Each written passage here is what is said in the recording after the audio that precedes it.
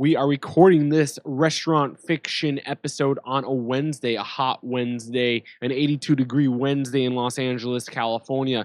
Now, if you are not listening to this on Wednesday, well, guess what? You can listen to this episode any day, any time of the week, of the year, for the rest of your lives. Restaurant fiction starts now. Fade in. Cut to. Exterior, interior. Restaurant? Bar, club. Day. Night. Action. What's going on, everyone, and welcome to Restaurant Fiction, the podcast that reviews every single fictional restaurant, bar, and club featured in TV and film. My name is Amanis Rose. I am your host with the most. Well, today we are reviewing and going deep into the fictional restaurant featured in the show called Breaking Bad. And guess what that restaurant is? The restaurant is called Los Pollos Hermanos. Now, even though Restaurant Fiction did review it, we brought along not just an expert, but a savant, I guess, if you will, a scientist, a chef. His name is Kenji López-Alt. You might know him from a few places. Number one is he has published his own cookbook. It's called The Food Lab. It received a James Beard Award. He owns and operates the restaurant in Northern California, Worst Hall, and he was one of the main contributors to the website and food blog Serious Eats. Now, this is a little different restaurant fiction episode. Usually we talk to writers, directors, what have you. This was our first chef, our first culinary expert. Actually, this whole hour we talked was so good we had to cut it into 2 episodes. Kenji really almost schooled me on a thing or two about making the Los Pollos Hermanos chicken. Now, this is part 1. Yes, part 1. Part 2 will be coming soon. Or if you're just late to the game, just play part 2 when it airs.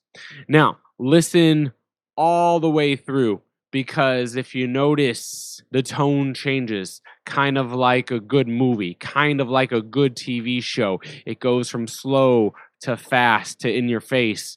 But all in all, we're always talking about the chicken and all things Los Pollos Hermanos. Enjoy. Guys, and welcome to another episode of the Restaurant Fiction Podcast. Now, our guest today is a new kind of guest. He is a chef. He is a purist. He is a lab tech, if you will, because when it comes to cooking and lab work, Kenji López-Alt knows what he is talking about and what he is doing. Now, why did we bring Kenji on the podcast? Well, he is an aficionado on Los Pollos Hermanos, which was the fictional restaurant featured in Breaking Bad. Now, before we get to our interview, we are going to do a little review of Los Pollos Hermanos. So anyway, winner, winner, chicken dinner, that is a huge phrase. I believe it was first coined in the movie, or at least I heard of it in the movie 21, but I actually have expressed that phrase when eating at Los Pollos Hermanos. Now, what is Los Pollos Hermanos if you don't know? Los Pollos Hermanos is a fast food chicken joint, originally from Mexico, but I went to the location in Albuquerque. Now, let me set the scene. It is pretty much a barren wasteland to where the fast food chicken joint lays or originates. Is the asphalt is kind of dead and crumbly, but when you go inside, you are greeted with ease. You are greeted as if it's almost like a Valhalla of a sense. And it's not just the energy, but also it's because you're wanting something. You're wanting this chicken.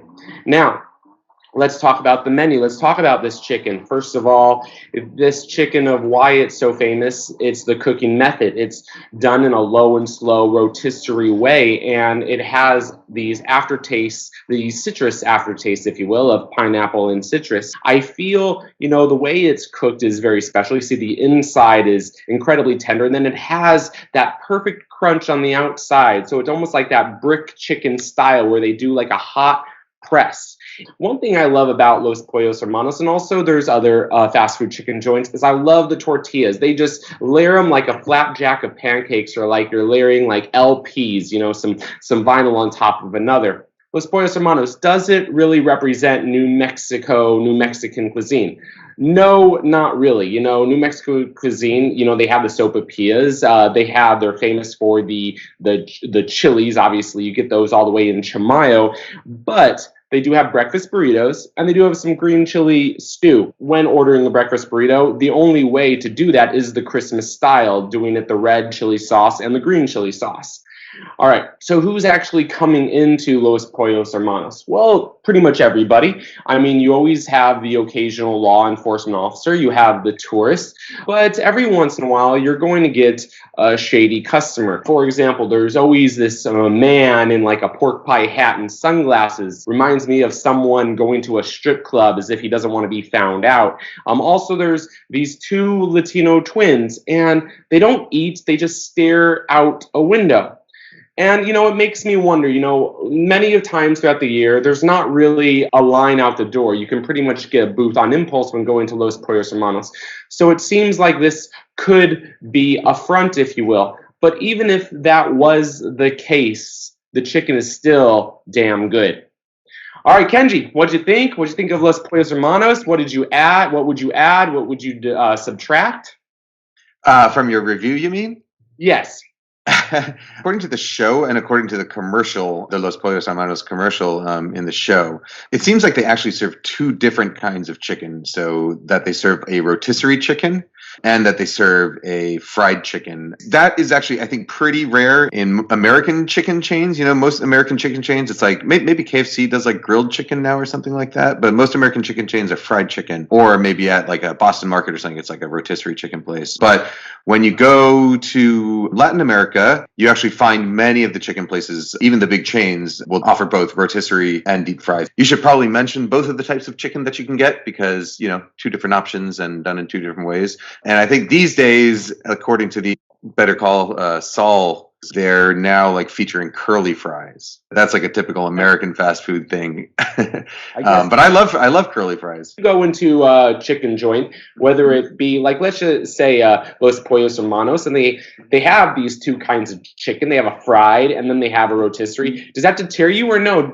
Does that actually make you want to experience the restaurant more? It makes me more likely to want to come back. It's, if one is good, I'll want to come back and try the other. The thing about restaurant is even fast food restaurant chicken, whether it's rotisserie or whether it's deep fryer, most fast food restaurants will use these giant pressure fryers. They're basically like pressure cookers, but they're built to be filled with oil. And what that does is that it cooks the chicken faster, and it also kind of keeps the moisture in the chicken much better than a standard fryer does. So the chicken that you get at a fast food or large scale fried chicken restaurant is almost always going to be better than what you can make at home. Or at the very least, it's going to be different than what you can make at home because they're using equipment that you just can't get at home. When you go to like a Popeyes or a Pollos Hermanos or wherever, you're getting something that is unique, and it's like, you have to be in the mood for it, but when you're in the mood for it, like there's nothing else, there's no real substitute. Like home fried chicken is not going to do it because it's just such a different thing. And the same goes for rotisserie chicken. It's like, unless you have a fancy grill with your own rotisserie in your backyard, you're not going to ever be able to get true rotisserie chicken at home. And that's a pretty unique tasting thing. The way the skin crisps evenly and the meat cooks evenly and it all kind of bastes itself. That's something that like you really can't get at home. Have you been to New Mexico? I've driven through it a couple times. Do you remember any of the food there? Certainly, I remember eating a lot of hatch chilies and eating a lot of green chilies, getting a green chili cheeseburger, eating sopapillas. Is that what they're called?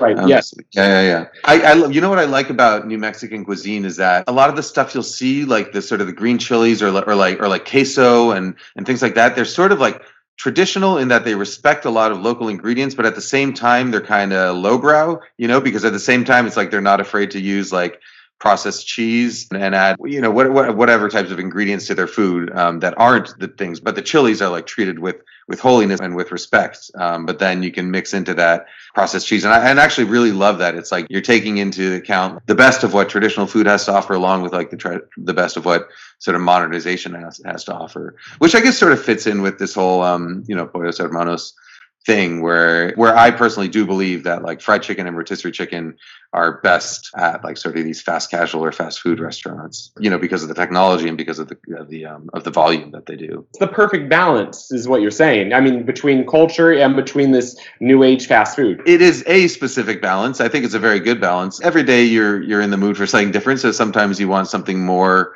strictly authentic and traditional. And other days you just want, a Big Mac.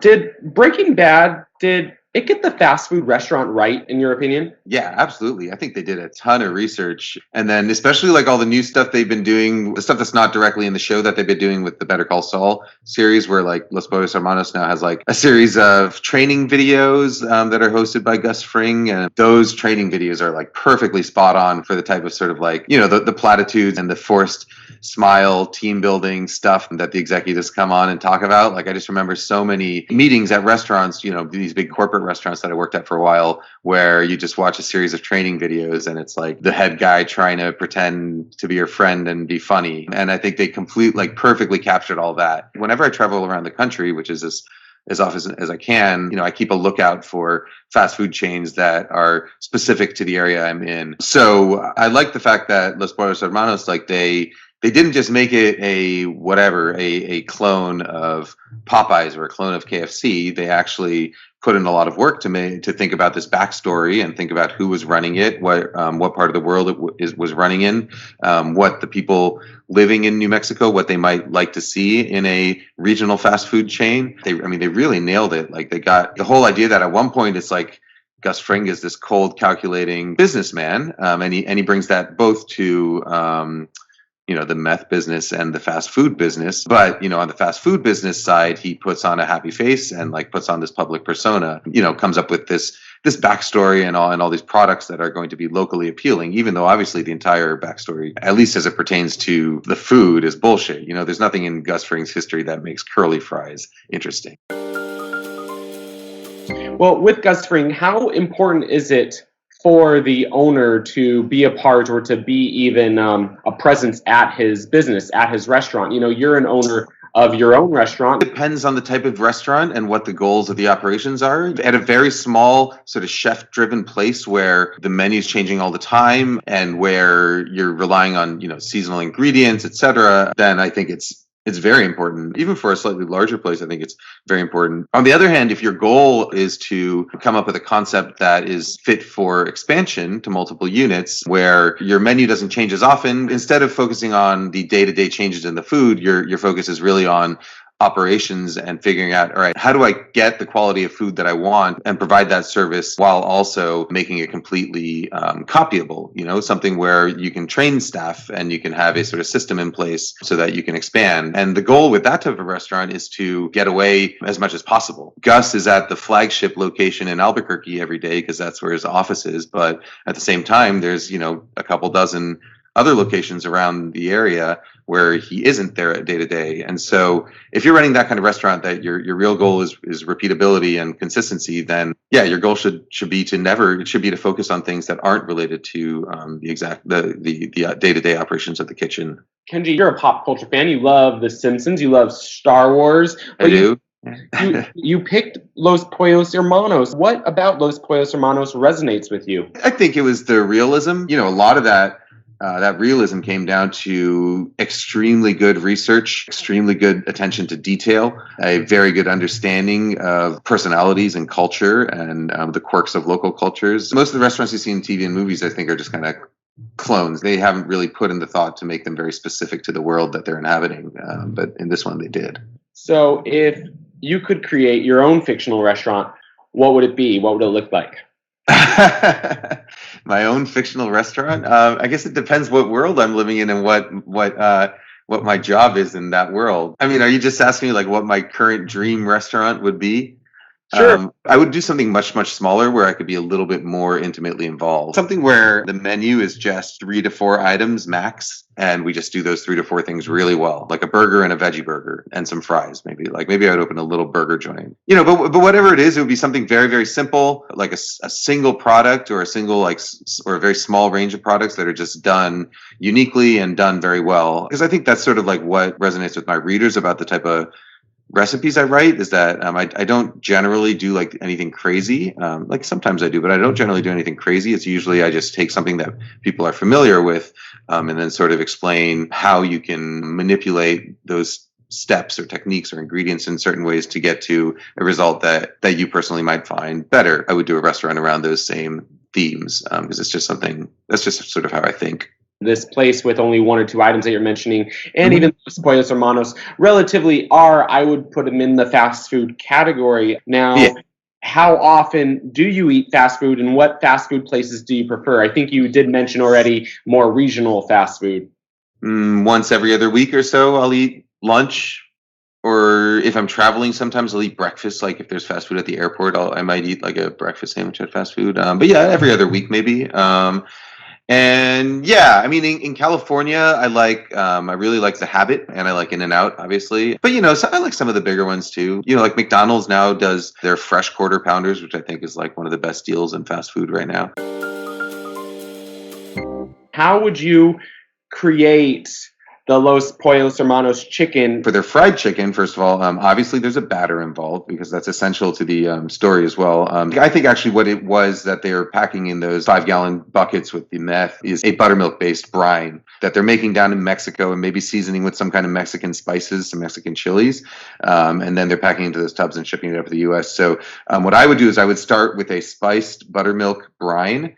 So buttermilk, heavily salted, maybe a little bit of flour and some eggs, and then some spices, maybe some dried chilies, maybe some black pepper, some white pepper, some garlic, probably a little bit of cumin, maybe a little bit of ground coriander to there. I would let my chicken brine in that mixture overnight. And then on the day that I was going to fry it in the morning, I would have my cooks go in, take out the buttermilk brine chicken, take out the big tubs of it. And then they would have a big, big tub of dredging mixture, like a flour dredging mixture. And they would pick up the chicken, let a little bit of the brine drip off, but mostly leave a lot of it on, and then throw it into the dredge. Throw a bunch of pieces in there and make it sort of like a really wide container. And then once you kind of get a bunch of pieces in there, toss it around with the dredging mixture. And in that dredging mixture, there would be flour, a little cornstarch to get a little extra crispy, a little bit of baking powder for some leavening so that it's a little bit lighter and adds a little bit of surface area, some salt. I would probably season it with dried and ground chilies, maybe some ancho chilies, maybe some dried and ground green hatch chilies, probably some chili colorado, pasilla, something like that.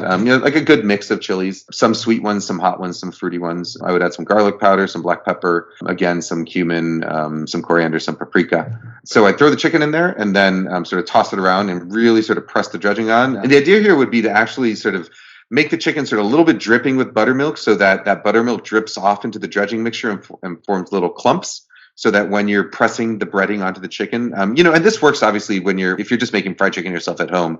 This is a trick that I use all the time is like just add a little bit of raw brine mixture to the flour dredging mixture and sort of work it in there with your fingers to create little clumps so that when you're pressing it onto the chicken, you get these extra little clumps that get pressed onto the chicken as well. And that sort of adds surface area. And so then if I was doing it at a restaurant, I would have a wire mesh sort of strainer set over a catch bucket. I would throw the chicken in there, shake off the excess flour, and then I would lower it into a pressure fryer. And I would pressure fry it probably at 325 degrees, maybe 300 degrees I would probably do actually in a pressure fryer, maybe about 325 to 350 degrees. I would say for about 7 or 8 minutes and then take it out. And that's it. Maybe I would dust it with something at the end, some kind of spice blend, maybe with some more of those dried chilies, maybe some oregano, some cumin, a little bit of salt and sugar, maybe some MSG. I think in one of the commercials, they show like a chicken drumstick being basted with looks like a barbecue type sauce and being finished on the grill. So maybe they're serving 3 types of chicken, grilled, rotisserie, and fried, or maybe they were just showing that grilled chicken because it looked good and they don't actually serve it. Part 1 done with Kenji. I want to say huge thank you. I really appreciate you and your time. Kenji, for all of our listeners out there, please go and buy his cookbook. The Food Lab is one of the best cookbooks out there. I am so glad we have it, and I'm so glad all of my friends have it. Check out his restaurant. Eat at his restaurant, Worst Hall. Follow him. He is at Kenji López-Alt on Instagram, and you can find out all of his amazing food adventures, etc., all the time. My name is Monis Rose, and where can you find us? Well, you can find us on iTunes. You can find us at the website, www.restaurantfiction.com. And without any other further ado, keep it real, keep it fresh, and keep it on the flip side. Cut to Exterior. Interior. Restaurant? Bar. Club. day.